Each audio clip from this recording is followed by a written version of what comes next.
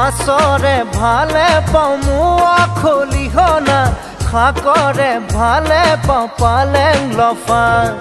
ছোৱালীৰ ভালে পাওঁ মিঠা বৰণৈ কঁকালাহি পাহি কুলত কটা তোকে দেখা পাই বাঢ়িছে জানৈ মনৰে ভিতৰৰ নৈ নিজৰা মাছৰে ভালে পাওঁ মোৱা খলিহনা শাকৰে ভালে পাওঁ পালেং লফা